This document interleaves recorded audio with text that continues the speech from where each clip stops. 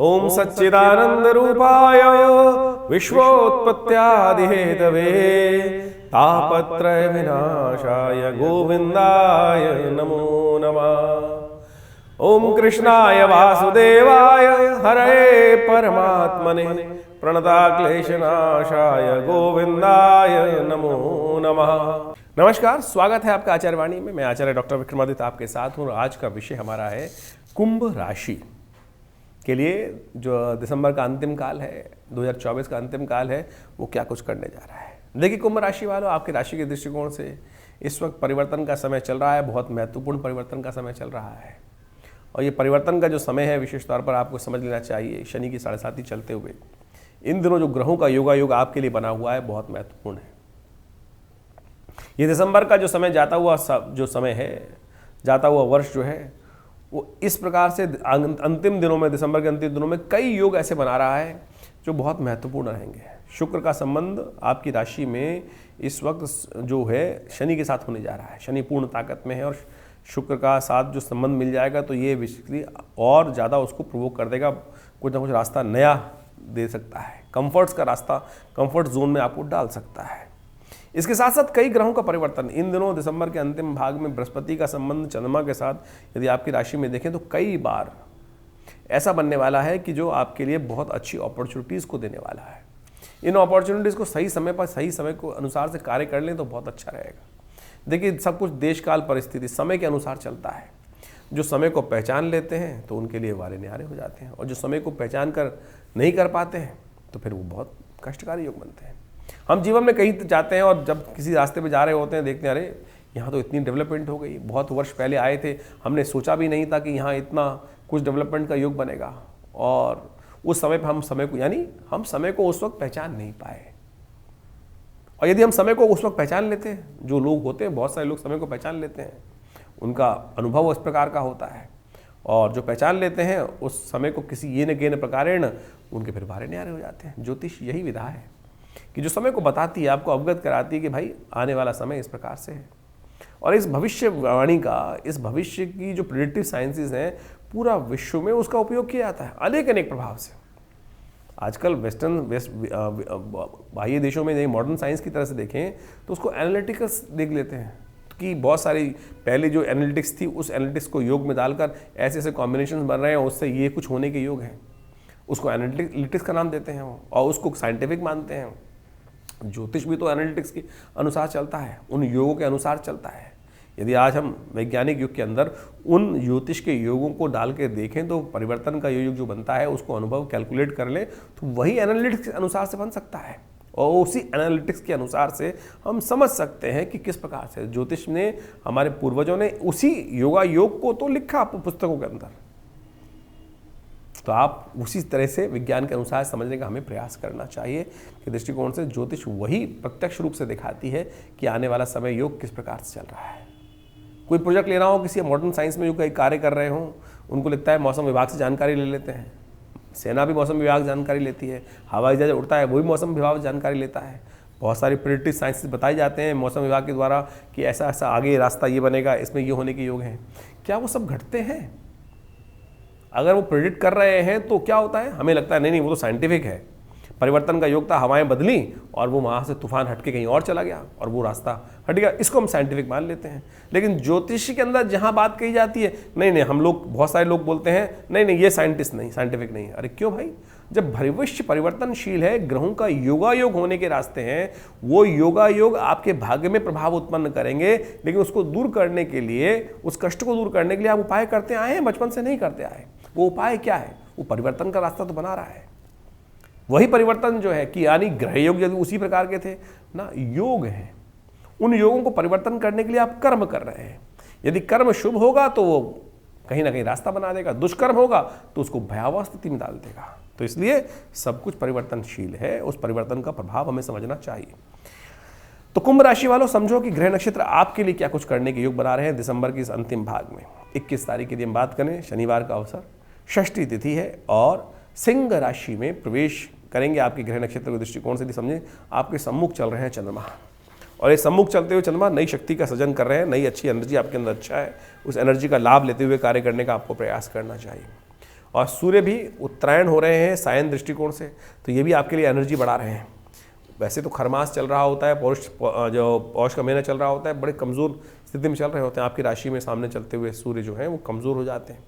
लेकिन जो भाव है वो विशेष तौर पे आप समझें कि इस वक्त जो है एक सायन पद्धति से कहा जाता है कि वो 22 दिन पहले ही परिवर्तन का योग बना लेते हैं। अब सायन निर्णायण में जो मतभेद है वो है, तो लेकिन आप ध्यान रखें ग्रह नक्षत्रों के दृष्टिकोण से जो योग बन रहा है वो आपके लिए अच्छा है, एनर्जी अच्छी है।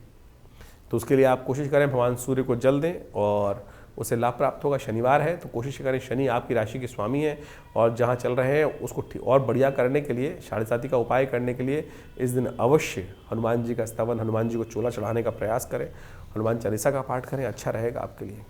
22 तारीख रविवार का अवसर है, सप्तमी तिथि है और ये सप्तमी के साथ में जो अष्टमी का योग बन रहा है, इसी कारण से कालाष्टमी का योग बन गया है। कालाष्टमी के दिन कहा जाता है कि अपने पितरों के निमित्त अवश्य कुछ यज्ञ इत्यादि करने चाहिए।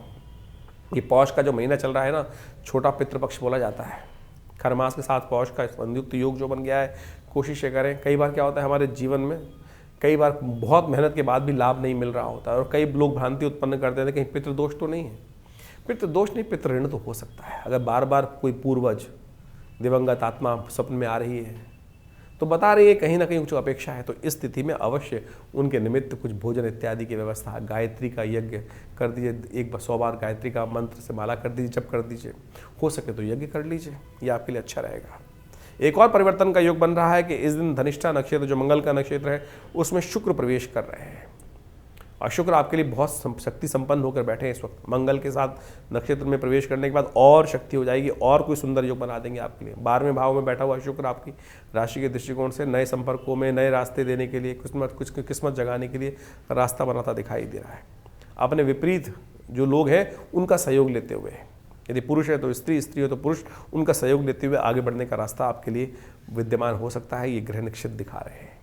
रविवार का अवसर है, हमने भी विवेकानंद योगाश्रम में इस दिन गायत्री का यज्ञ और नवग्रह शांति महायज्ञ रखा है, आप भी इसमें सम्मिलित हो सकते हैं। सुबह 8 बजे से लेकर 10 बजे तक भंडारे का सुंदर यज्ञ की व्यवस्था रहती है, भंडारे की व्यवस्था रहती है, तो आप भी इस सुंदर कार्य में सम्मिलित हों। भगवान की कृपा से कष्ट दूर होने के योग बनेंगे। 23 तारीख सोमवार का अवसर, अष्टमी तिथि है और उदय तिथि के रूप में विद्यमान है। ग्रह नक्षत्र परिवर्तन का योग बना रहे हैं। बृहस्पति महाराज वक्र गति चलते हुए तृतीय चरण में प्रवेश कर रहे हैं, रोहिणी नक्षत्र में प्रवेश कर, रोहिणी नक्षत्र में चलते हुए उसके तृतीय चरण में प्रवेश कर रहे हैं वक्र गति से। ये चंद्रमा का नक्षत्र है और ये जो कॉम्बिनेशन है बहुत महत्वपूर्ण है। चंद्रमा जो है आपकी राशि के दृष्टिकोण से इस वक्त बृहस्पति के ऐसे योग बना रहे हैं कि जो अच्छी शक्ति प्राप्त कर रहे हैं।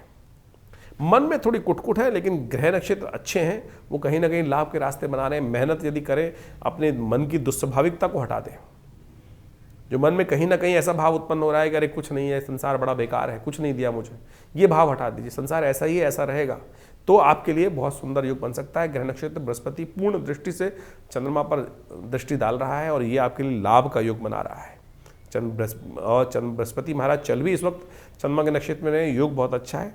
तो इसलिए हवाएं कैसी भी चल रही हो, अपने आप को उसके अनुकूल बनाने का आपको प्रयास करना चाहिए, सौभाग्य जगाने का प्रयास करना चाहिए।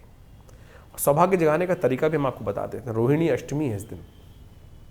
शास्त्र को दृष्टिकोण से व्रत कौतुक के अंदर शास्त्र में वर्णित आता है कि इस रुक्मिणी अष्टमी के साथ में वर्णन आता है। कहा जाता है कि इस दिन 8 सौभाग्यवती स्त्रियों को जो भोजन कराते हैं उनका आशीर्वाद लेते हैं, तो उनके आशीर्वाद से आपके लिए लाभ के योग बनते हैं। तो इसको भी उपयोग करके आप देख सकते हैं।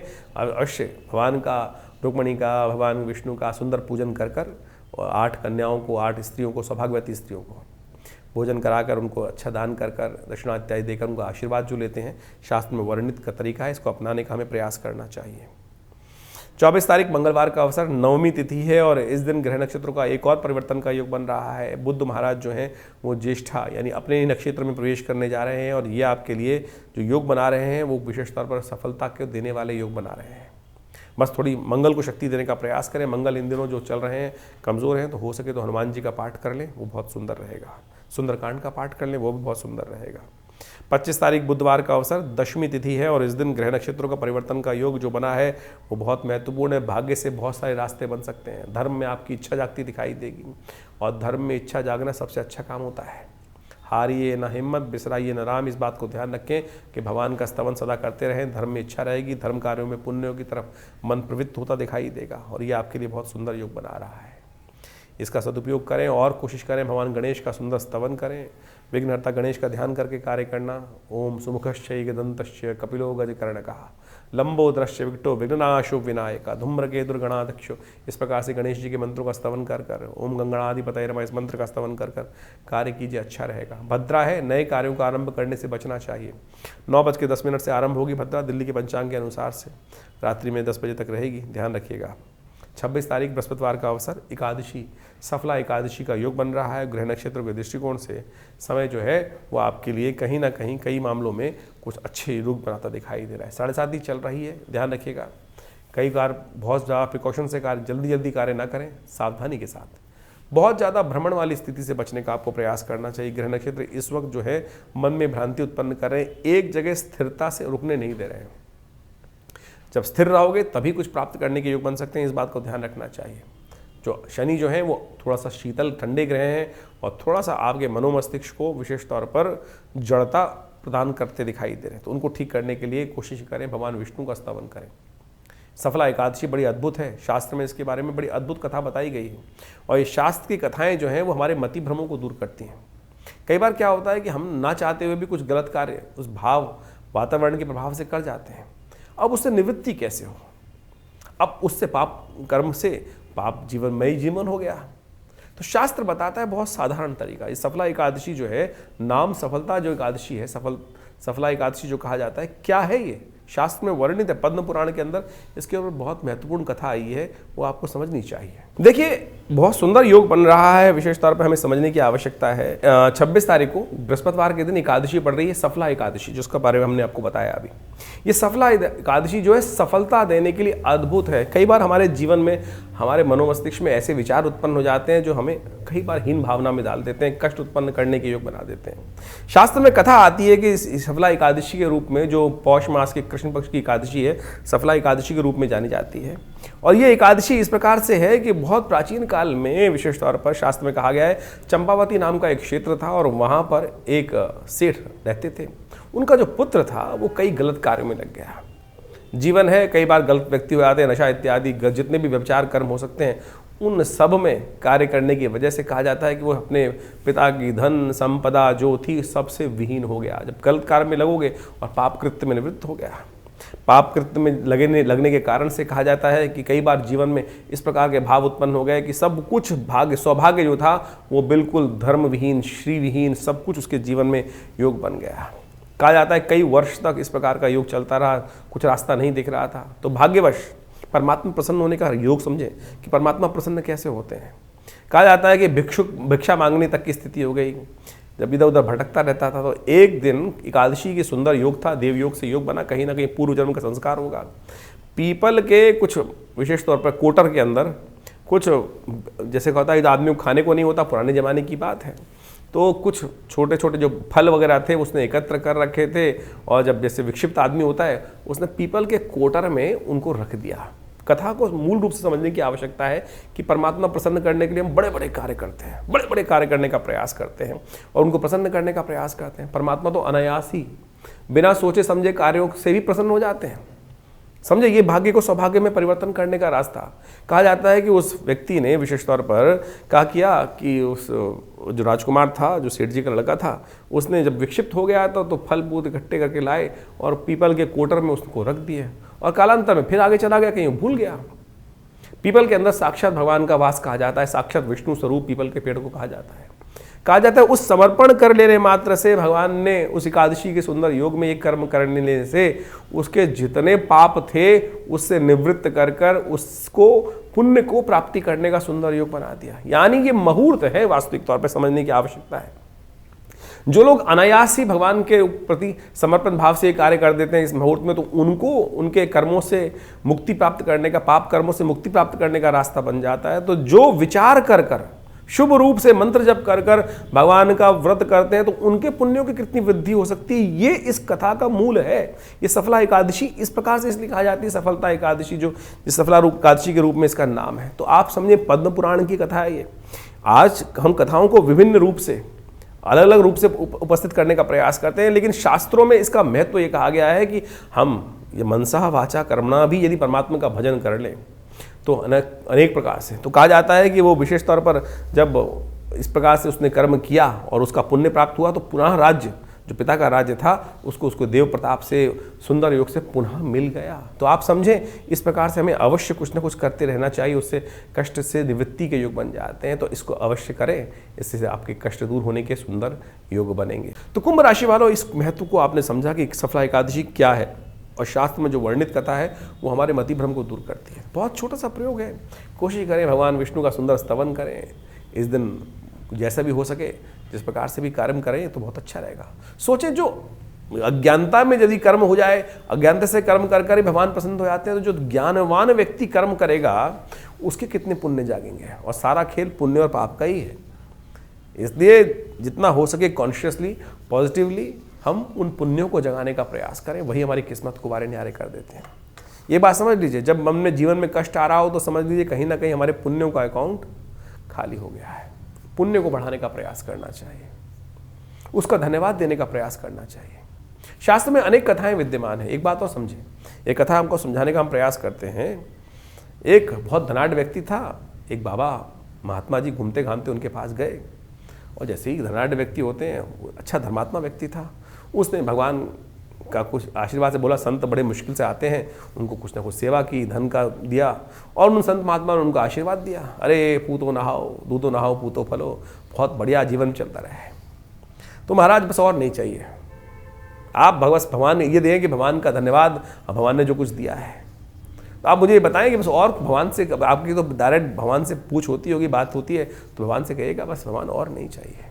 पूछ के आइएगा अगली बार कैसे। तो उसमें बाबा जी ने कहा कि अरे भगवान का और नहीं चाहिए तो भगवान का धन्यवाद करना बंद कर दें, बस उनकी रहम जो बस रही है वो नहीं मिलेगी। बोला महाराज ये कभी बंद नहीं करूँगा। थोड़ी देर और आगे चले बाबा जी, तो रास्ते में एक भिखारी बैठा था। तो उस भिखारी ने संत से पूछ लिया कि महाराज मुझ पर भगवान की कृपा कब होगी, मैं ऐसे ही भिखारी रहूँगा, भगवान मेरे पे कृपा करते ही नहीं। तो उन्होंने, बाबा ने पूछा भिखारी से, तू भगवान पर कभी धन्यवाद करता है भगवान को? बोले किस चीज़ का धन्यवाद दूं? इस सूखी रोटी का, जो इस सूखी रोटी दी है इसका धन्यवाद दूं? इतने में कुत्ता आया और रोटी लेके भाग गया। तो सोचें, ये स्थिति है हमारे मनोमस्तिष्क की। अगर भगवान का धन्यवाद कोशिश करें, जो भी हमारे कर्म के अनुसार से प्राप्त हो रहा है, जो कुछ प्राप्त हो रहा है उस पर भगवान का धन्यवाद, शुक्रिया अदा करने का प्रयास करें। नहीं तो ये लंगोटी है वो भी नहीं रहेगी साफ। इस बात को ध्यान रखें। हम यदि इस बात को समझ लें तो जीवन में कल्याण का मार्ग प्रशस्त कर सकते हैं। तो कुंभ राशि वालों, इस सफलता के सूत्र को समझते हुए कार्य करना चाहिए हमको। 27 तारीख शुक्रवार के दिन बात कर लेते हैं। द्वादशी तिथि और गृह नक्षत्रों के दृष्टिकोण से इस दिन आपकी राशि के दृष्टिकोण से बहुत महत्वपूर्ण परिवर्तन के योग बन रहे हैं। जो खासतौर पर बृहस्पति महाराज चंद्रमा के सम्मुख होकर विराजमान हो रहे हैं आपकी राशि के दृष्टिकोण से, चतुर्थ भाव में चलते हुए बृहस्पति, दशम भाव में चलते हुए चंद्रमा, बहुत सुंदर आपके लिए जाते हुए दिसंबर में, जाते हुए वर्ष में बहुत महत्वपूर्ण लाभ के योग बनाते दिखाई दे रहे हैं।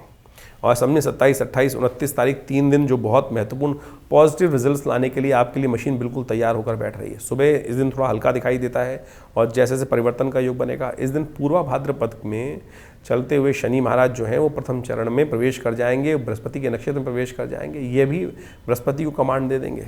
तो ऐसे में थोड़ा पुण्य कार्य करने का प्रयास करें। इस दिन विशेष तौर पर एक योग बन रहा है, इसको कहा जाता है स्वरूप द्वादशी। कहा जाता है कि इस दिन भगवान विष्णु का तिल के द्वारा अभिषेक यज्ञ करना चाहिए। 108 मंत्र जागरण करते हुए, विशेष तौर पर शास्त्र में व्रतार्क शास्त्र ग्रंथ के अंदर कहा गया है कि जो इस दिन 108 बार तिल और घी के द्वारा भगवान विष्णु का स्तवन करते हैं, उनको आहुति देते हैं तिल और घी से, ओम नमो नारायणाय, इस मंत्र का जप करते हुए उनके पुण्य जाग जाते हैं, कष्टों को दूर करने के योग बन जाते हैं। इसलिए इस सौंदर्य द्वादशी के दिन, स्वरूप द्वादशी के दिन अवश्य ये कार्य करने का प्रयास करना चाहिए। ग्रह नक्षत्र आपके लिए अनुकूल बन रहे हैं, चिंता ना करें। ग्रह बिल्कुल, जैसा हमने कहा कि इन 2-3 दिनों में बहुत कुछ महत्वपूर्ण लाभ बन सकता है। 28 तारीख शनिवार का अवसर, त्रयोदशी तिथि है, शनि प्रदोष का योग बन रहा है और आपकी राशि के दृष्टिकोण से इस वक्त 7.5 से गुजर रहे हैं आप। और देव योग से इस समय शनि प्रदोष का योग बना है, तो अवश्य इस तिथि को खराब न जाने दें। एक और परिवर्तन हो रहा है जिसके बारे में हमने कार्यक्रम के आरंभ में आपको बताया था। शुक्र और शनि का संयोग होने जा रहा है आपकी राशि के दृष्टिकोण से, ये आपके लिए बहुत महत्वपूर्ण रहेगा। तो ऐसे में अवश्य आप शनि को मनाने का प्रयास करें। भगवान शिव का सुंदर अभिषेक नर्मदेश्वर शिवलिंग पर अवश्य करने का प्रयास करें शाम के समय जब सूर्यास्त हो जाए। सूर्यास्त होने के बाद करीब करीब 48 मिनट का समय होता है। भगवान का हो सके तो रुद्राभिषेक रुद्राष्टाध्यायी के द्वारा ओम त्र्यंबकम यजामहे सुगंधिम, या उनका भगवान का स्त्री मंत्र से कर लीजिए, या पूरा रुद्राष्टाध्यायी के द्वारा अभिषेक कर लीजिए, या नमस्ते रुद्रमन्य और उतुताई खवे या रुद्र सूक्त के द्वारा करने का प्रयास करें। और कुछ नहीं आता तो ओम नमः शिवाय के द्वारा ही कर लो, लेकिन कर जरूर लो। कहा जाता है कि प्रदोष काल में, जो प्रदोष का दिन होता है, उस समय में भगवान शिव के गण संसार में घूमते हैं और जो भगवान की आराधना करते मिलते हैं उनकी सूचना भगवान तक पहुंचा देते हैं। और जब भगवान तक हमारी सूचना पहुंचेगी, हम पुण्य कर रहे हैं, तो भगवान तुरंत देर नहीं लगाएंगे, क्षण नहीं लगेगा उस कृपा प्राप्त करने के लिए। इसलिए श्रद्धा से इस समय का उपयोग करने का हमें प्रयास करना चाहिए।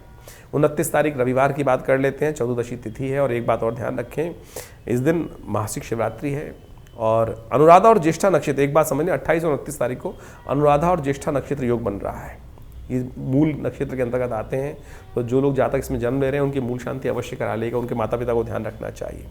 और यदि आप भी इन नक्षत्रों में जन्म लिया है आपने और मूल शांति नहीं हुई है तो बहुत कष्ट होता है, परिवार को भी कष्ट होता है अननेसेसरी के। तो ये योग ऐसे हैं, इन 6 नक्षत्रों के अंदर जो जन्म ले रहे हैं गणमूल के अंदर, तो जो लोग जातक जन्म लेते हैं उनकी मूल शांति अवश्य होनी चाहिए, नहीं तो व्यर्थ जीवन में कष्ट के योग बार बार भोगने पड़ते हैं।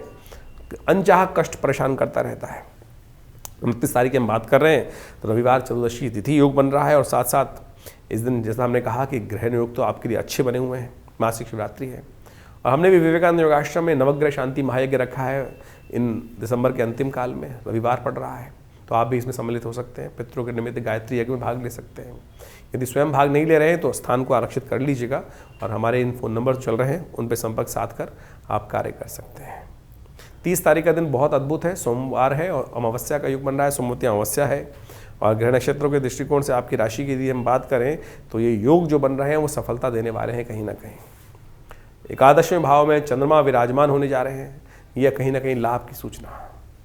जो कोशिश करें इस दिन सुंदर रूप से अपने तीर्थ जल में स्नान करें। तीर्थ से जल में स्नान करने से, ब्राह्मणों को भोजन कराने से, पितरों के निमित्त गायत्री का यज्ञ करने से संपूर्ण प्रकार के कष्टों को दूर करने का योग बनेगा। अवश्य इसका लाभ लें। 31 तारीख की ग्रह गणना विशेष तौर पर आपके लिए ओवरऑल ठीक ही दिखाई दे रही है, बस ध्यान रखिएगा थोड़ी हिम्मत कम दिखाई देती है। मंगल महाराज 6ठे भाव में बड़ी कमज़ोर अवस्था में चल रहे हैं और जो आपको थोड़े से गलत मित्रों के कारण से परेशानी में डालने का योग दे सकते हैं, गलत संयोग से कष्ट देने का योग बना सकते हैं। तो उनसे बचते हुए कार्य करें, हनुमान जी का स्तवन करें, वो आपके लिए अच्छा रहेगा। तो इस प्रकार से ग्रहों का योग जो आपने अभी समझा सिलसिलेवार तरीके से कि आपकी राशि में कब, कहाँ, किस प्रकार का योग बनेगा, उसको आपको समझकर अपने जीवन में परिवर्तन लाने का प्रयास करना चाहिए। ये जो हम आपके समक्ष हमारे इस चैनल के माध्यम से, आचार्यवाणी के माध्यम से आपके समक्ष उपस्थित रहते हैं, बहुत सारे लोगों के प्रश्न रहते हैं, कई बार लोगों ने प्रश्न भी किए हैं और उनका निवारण भी हम समय समय पर करने का प्रयास करते हैं। राशि जो है वो कई प्रकार की हो सकती है, चंद्र प्रधान राशि, नाम की राशि, साथ साथ आपके सूर्य के अनुसार से राशि, लग्न, ज्योतिष के दृष्टिकोण से ये सब महत्वपूर्ण है। और हम सब लोग किसी एक पहलू को देखने का प्रयास करते हैं कि हमारी चंद्र राशि कौन सी है या नाम की राशि कौन सी है, लेकिन एक वास्तविक तौर पर आप इस सत्य को समझने का प्रयास करें कि इन सब का कुछ ना कुछ महत्व है।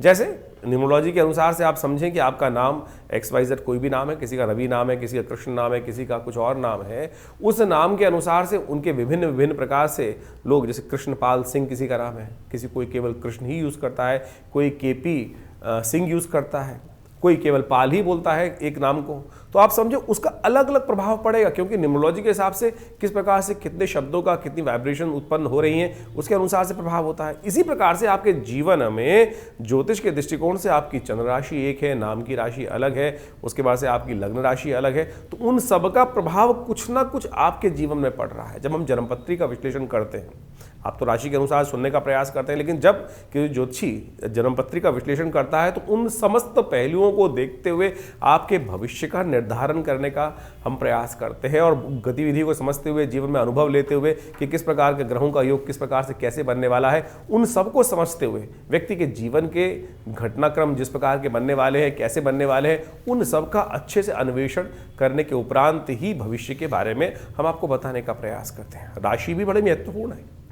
राशि ऐसा नहीं है कि जैसे यहाँ पर हम ज़्यादातर चंद्र राशि का उपयोग करते हैं कि चंद्रमा आपकी जिस राशि में है, आपकी जन्मपत्री के अनुसार से नाम को भी आप देख सकते हैं। बहुत सारे लोग आए संसार के अंदर जिनके पास बहुत सारे आज की तारीख में उनका date of birth, time of birth, place of birth confirm नहीं होता, तो आपके नाम की राशि के अनुसार भी हमारे इस भविष्यफल को देख सकते हैं। लेकिन वास्तविक तौर पर यदि आप अपने भाग्य को सही समझना चाहते हैं तो ज्योतिष की सहस्त्रों शाखाओं में से ज्योतिष की गणना जो है वो वास्तविक तौर पर बहुत चमत्कार उपस्थित कर सकती है। बहुत सारी चीज़ों को पहले से हमें अवगत करा सकती है क्या कुछ होने वाला है। बहुत सारे लोगों के पास जन्मपत्री भी नहीं है, डेट ऑफ बर्थ भी नहीं है, तो उनकी हाथ की रेखाएँ तो हैं, प्रश्न लग्न तो है। ऐसा नहीं है कि ज्योतिष वहां पर आपको लाभ नहीं देगा। आपकी हाथ की रेखाओं को समझकर, आपकी हाथ की रेखाओं को पढ़कर हम आपके भविष्य के संबंध में बहुत कुछ बातें जानने का सुंदर रास्ता बनता है। तो इसलिए ज्योतिष विज्ञान, पामिस्ट्री जिसे कहा जाता है, एक ऐसी ही चमत्कारिक विधा है। इन समस्त चीज़ों को मिलाकर ज्योतिष विज्ञान एक इतना व्यापक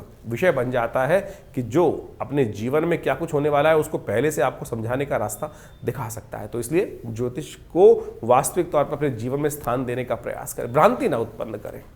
देखिए, भविष्य परिवर्तनशील है। ज्योतिष की गणनाएं ये साफ साफ तौर पर दिखाती है कि जो गणनाएं बनी वो आपके जीवन में उस प्रकार की घटना का योग बनाती दिखाई दे रही हैं। तो यदि हम कोई अशुभ भाव बन रहा है, ज्योतिष का योग बन रहा है, अशुभ योग बन रहा है, तो क्या आप, एक प्रश्न उठता है यहाँ पर, क्या आप उसको बदल सकते हैं? अगर ज्योतिष में सब कुछ वास्तविक तौर पर इसी प्रकार से गणनाओं को बता के कहा गया कि नहीं अवश्यम भावी है, नहीं, ये बात समझ लें कि अवश्यम भावी तो है लेकिन परिवर्तनशील है आपके कर्म के अनुसार से। यदि आप उसका उपाय करते हैं, ज्योतिष में जो रेमेडीज बताई जाती हैं, उपाय बताए जाते हैं, वो इसलिए बताए जाते हैं ना कि इसको परिवर्तन करने का हमें प्रयास करना चाहिए। यदि हम परिवर्तन की तरफ चलें तो सत्य माने वो परिवर्तन के रास्ते आपको प्राप्त हो सकते हैं। कहीं ना कहीं जो सूल है, जो सूली है, उसका छोटा सा कांटा के रूप में जीवन में वो भार जो है, यदि आप कर्म को ठीक कर ले तो बिल्कुल बन सकता है। इसीलिए निदान, ज्योतिष का जो निदान का भाग है, जो रेमेडियल एस्पेक्ट है, चाहे वो मंत्र विज्ञान है, चाहे वो औषध विज्ञान है, चाहे वो दान है, या विभिन्न प्रकार के जो छोटे छोटे अनेक प्रकार के उपाय शास्त्र में वर्णित हैं, कहीं गलत नहीं है। तो इसको हमको सत्य रूप में समझने का प्रयास करना चाहिए। ज्योतिष एक बिल्कुल हमने प्रत्यक्ष रूप से देखा, ज्योतिष में गणनाएं दिखा रही थी, मृत्यु कालक योग था, मृत्युतुल्य योग था, लेकिन महामृत्युंजय मंत्र इत्यादि का जप किया गया, अनुष्ठान किए गए, बहुत सारे दान पुण्य किए गए, औषध विज्ञान का उपयोग किया गया, तो वो योग टला, बिल्कुल टल सकते हैं। ये समस्त चीज़ें भगवान की कृपा।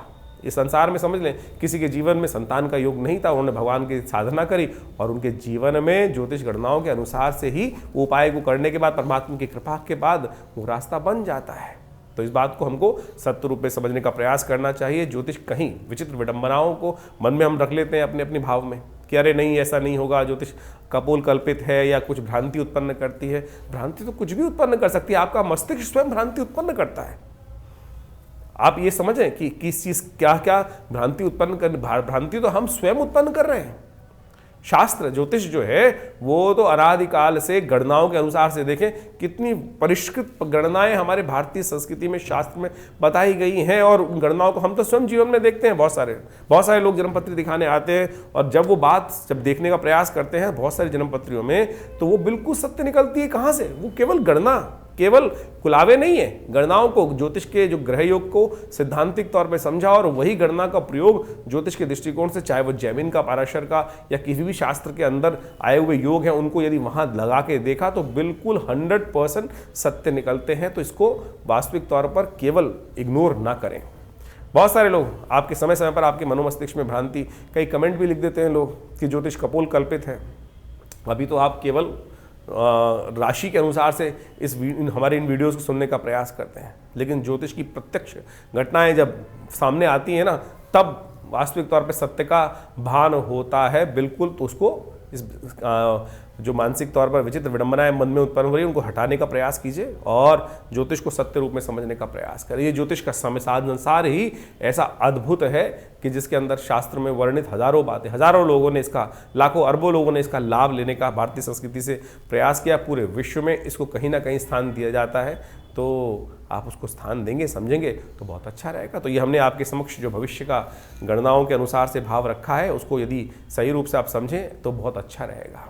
नया वर्ष आने को है और नए वर्ष के अनुसार से जो जाता समय जो है वो आपको क्या कुछ देखे जा रहा है, इसको आपने सही समझने का प्रयास किया। लेकिन फिर भी हम कहेंगे ज्योतिष को बहुत वृहद रूप से समझने का प्रयास करें। यहाँ तो हम केवल राशि के दृष्टिकोण से, क्योंकि ये संसार में सबसे आसानी से समझ में आ जाता है।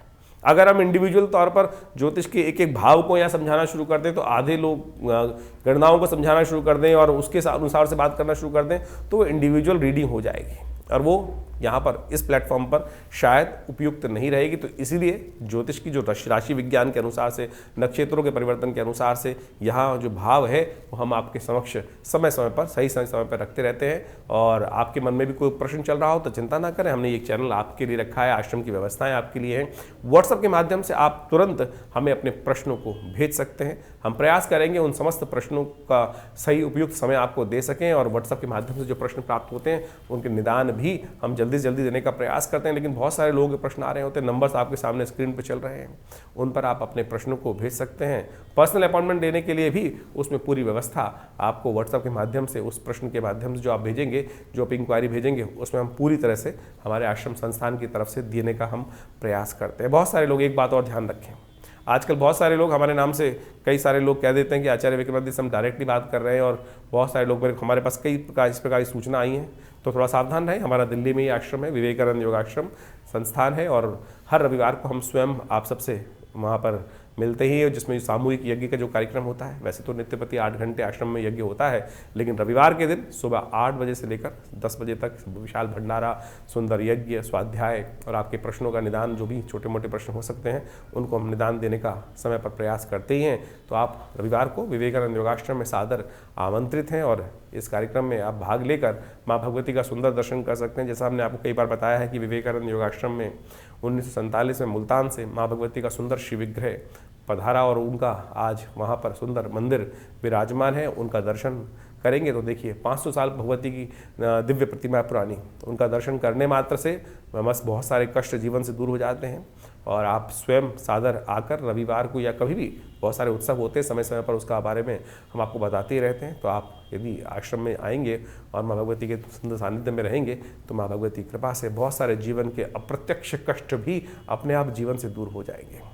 साथ साथ विवेकानंद योगाश्रम के माध्यम से हम यहाँ समय समय पर बहुत सारे यज्ञ इत्यादि, बहुत सारी कथाएं, बहुत सारे सुंदर कार्यक्रम समय समय पर आपको बताते रहते हैं, वो होते ही रहते हैं। इसके अलावा योग, प्राकृतिक चिकित्सा, आयुर्वेद का एक पूरा 100 बेड का हॉस्पिटल भी चल रहा है, जिसमें बहुत सारे लोग आकर अपने स्वास्थ्य संबंधी समस्याओं का निदान भी यहाँ पर करते हैं। और बहुत सारी भारतीय पराविद्याओं के संबंध में, चाहे वो मंत्र विज्ञान है, चाहे वो योग विज्ञान है, चाहे वो यज्ञ विज्ञान है, आयुर्वेद, मुद्राएं और इस प्रकार से योग की बहुत सारी सहस्त्रों शाखाएं, प्राणायाम इत्यादि, हठ योग इत्यादि पर बहुत सारा शोध कार्य, कुंडलनी योग, ध्यान योग, इस पर समय समय पर हम प्रकाशित भी करते रहे हैं। करीब करीब 50 पुस्तकें आश्रम की तरफ से प्रकाशित की गई हैं, जो विभिन्न योग इत्यादि के क्षेत्र में, अध्यात्म के क्षेत्र में बहुत अद्भुत स्थान रखती हैं।